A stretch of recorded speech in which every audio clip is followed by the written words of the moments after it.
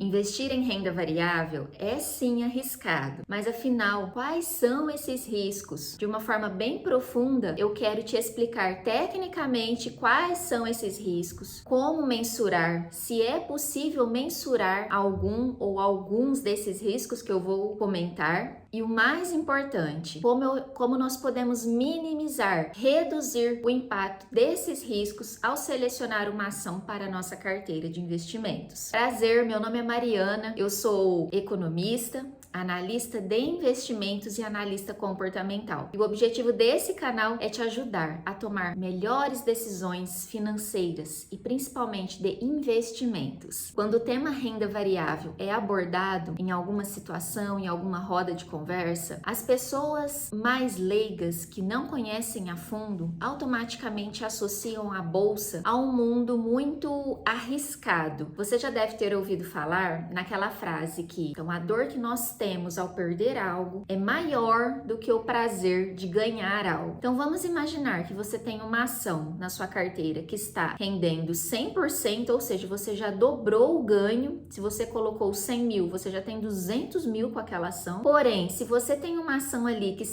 você está perdendo 30, 20, 30, 40%, essa ação na qual você está vendo a rentabilidade negativa vai te chamar mais atenção, vai ficar mais fixa aqui no seu pensamento, você vai lembrar dela com mais frequência do que aquela outra ação no qual você já dobrou o seu capital. E foi pensando justamente nessa frase, atrelada à palavra risco. As pessoas, elas utilizam muito a palavra risco. Investir é arriscado. Mas afinal, o que é risco para você? Quais são os riscos ao selecionar uma ação? Você sabe? Então, eu vou trazer aqui para você um conceito, tá? Teórico sobre risco envolvendo renda variável.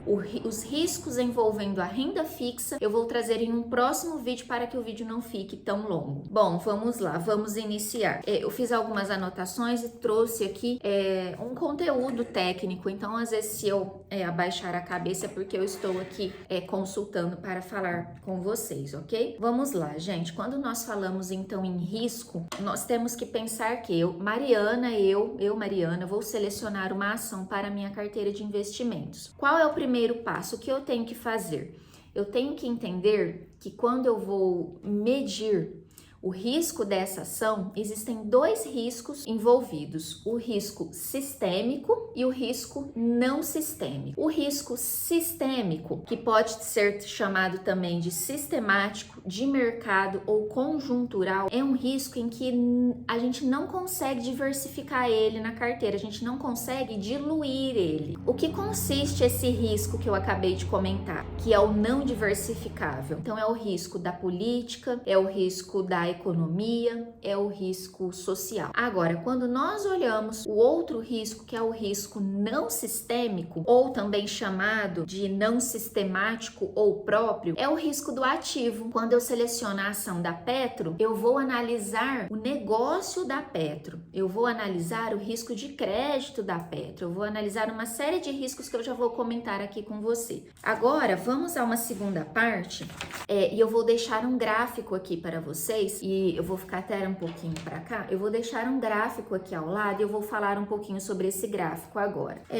Na linha vertical, vocês estão observando que está mostrando o risco total. E na linha horizontal vai estar mostrando o número de ações da carteira. Então, na horizontal o número de ações, na vertical o risco total. Aqui tem uma linha horizontal paralela a essa linha que é o número de ações. Essa linha aqui, ela é o risco sistêmico, é o risco não diversificável. Eu não consigo reduzir, eliminar esse risco da minha carteira de investimentos, da minha carteira de ações. Porém, eu consigo diversificar e reduzir o risco não sistêmico, que é o risco do negócio. Então, eu consigo analisar o risco da Petro, da Vale, etc. Eu consigo, entre todas as ações que eu vou selecionar para compor a minha carteira, eu consigo sim reduzir. E olha que bacana, entre 10 e 15 ações, a gente consegue reduzir muito o risco não sistêmico. Então, preste atenção. atenção. Se você tem uma carteira de ações, estudos mostram isso, entre 10 e 15 ações é um número ideal para que você consiga reduzir o risco diversificável, que é o risco não sistêmico. Então, o que eu acabei de falar com vocês foi a definição dos dois riscos que somados dão um risco total do ativo. E agora você deve estar querendo me perguntar, Mari, mas como eu calculo tudo isso? O risco sistêmico, que é o risco de mercado, ele é possível calcular. E a medida para calcular ele é chamada de beta. Então, o beta, ele é a medida do risco sistêmico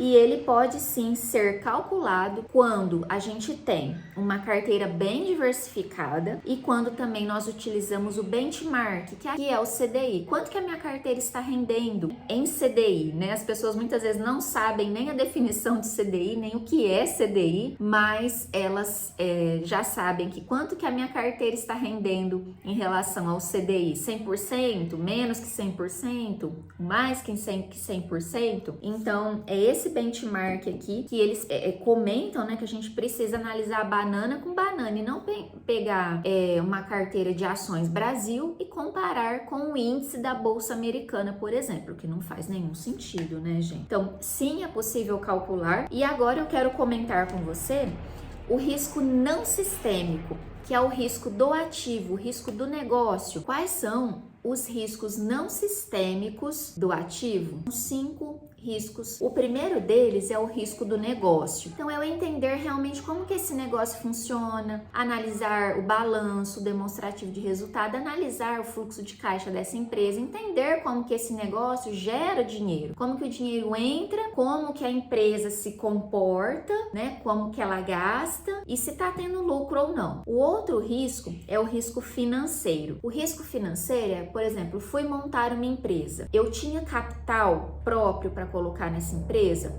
ou eu precisei pedir dinheiro emprestado no banco para construir essa empresa?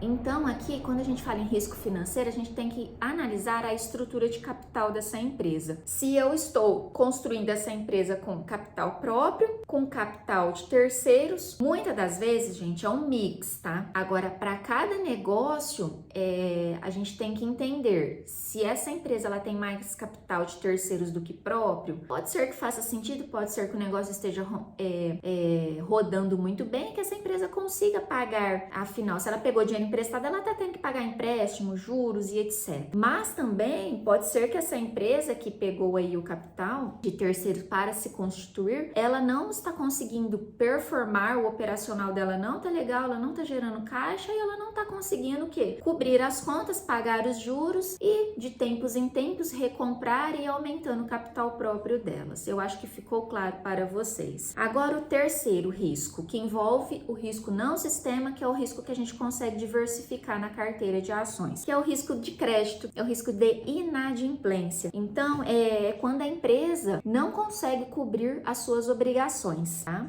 Ela não consegue cumprir ali, pagar o que tem que pagar funcionários e etc. O quarto risco é o risco regulatório. E aqui envolve, por exemplo, mudança na lei, mudança de impostos. E o quinto e último risco é o risco país. É entender e analisar o quanto o Brasil está ou não, ou pode ou não afetar este ativo. Eu gosto muito da seguinte frase: o conhecimento informa, mas o autoconhecimento transforma. E eu vou citar um exemplo aqui e vou atrelar isso ao comportamento do investidor. Então, imagine que você está selecionando algumas ações para sua carteira. Nesses últimos anos, eu vou fazer um paralelo aqui e explicar rapidamente. Eu acabei de te passar um conhecimento um pouco mais técnico para que você consiga entender a palavra risco na sua profundidade. Não só ficar, é arriscado investir em ações, é arriscado isso, é arriscado aquilo, mas que risco é esse? É possível eu minimizar, reduzir? Então você já viu sim que é possível. Uma parte dele a gente consegue,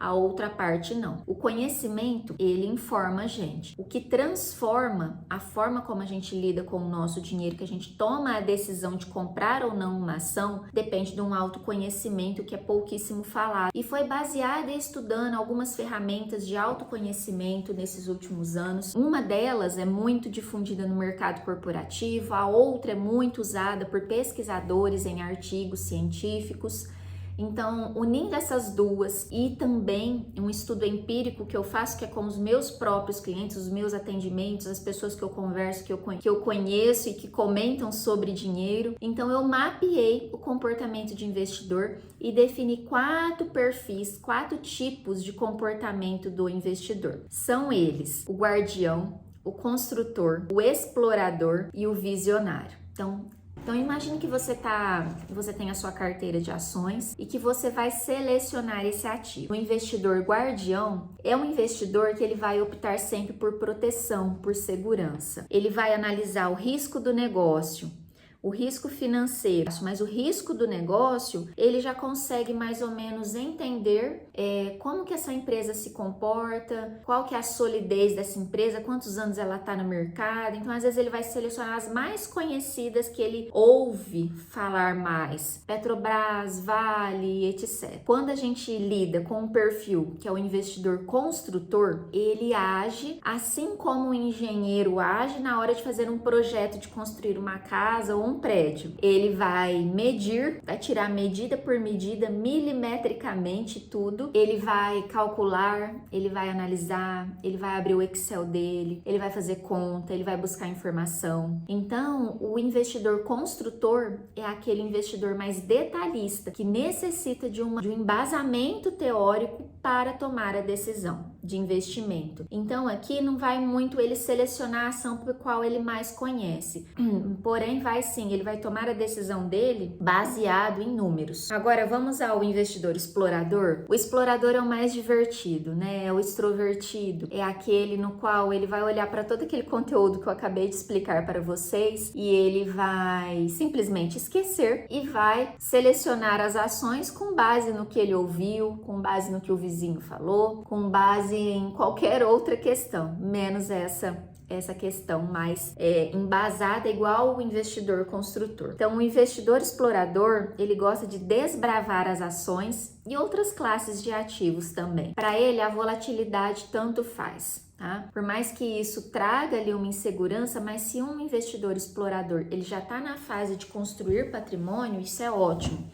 Normalmente esse perfil, ele toma decisão financeira visando o prazer hoje, o prazer imediato, que é o que nós ouvimos muito. Mas quando um explorador, ele tem uma visão, ele consegue, através do autoconhecimento, né, ele sabe dessas características e ele consegue trazer para a consciência e começar a construir um patrimônio, ele vai sim tomar medidas mais arriscadas, arriscar mais ao investir, e isso pode trazer bons ganhos se fizer da forma correta, tá? Agora vamos ao último, que é o investidor visionário. É o investidor que pensa no longo prazo, que planeja, gosta assim de planejar, mas toma decisão rápida, tá? Então a tomada de decisão é rápida, a ideia veio, ele vai executar, é o executor, e também ele vai investir pensando justamente no médio e longo prazo, o que é muito bom, porque quando nós pensamos no mercado de ações, a gente tem sim que considerar um médio e longo prazo para investir. Mari, eu vou comprar uma ação, eu vou deixá-la pro resto da vida? Aqui no Brasil não funciona bem assim. Aqui sim, é importante você comprar essa ação e de tempos em tempos você acompanhar. Se você é quem cuida da sua carteira ou se você tem um especialista cuidando da sua carteira, o mercado brasileiro, na minha opinião, é preciso investir em ações com um pouco mais de cautela e olhando um curto prazo, tá? Curto prazo, 1, 2 anos. Por quê? Porque a política muda muito, a economia muda muito aqui e isso afeta muito as empresas, muito mesmo. Então, quando a gente compara isso com o mercado de ações americano, que é um mercado maduro, uma economia madura, que a oscilação na economia, ela não impacta as empresas, assim como aqui no Brasil as empresas sofrem um impacto gigantesco em qualquer medida que o governo venha a trazer. Esse foi o conteúdo de hoje, apresentar o risco de investir em renda variável com um pouco mais de profundidade e também você entender um pouco mais do seu perfil de investidor para que você consiga entender e tomar uma melhor decisão de investimentos. E no mais é isso, eu agradeço o seu tempo.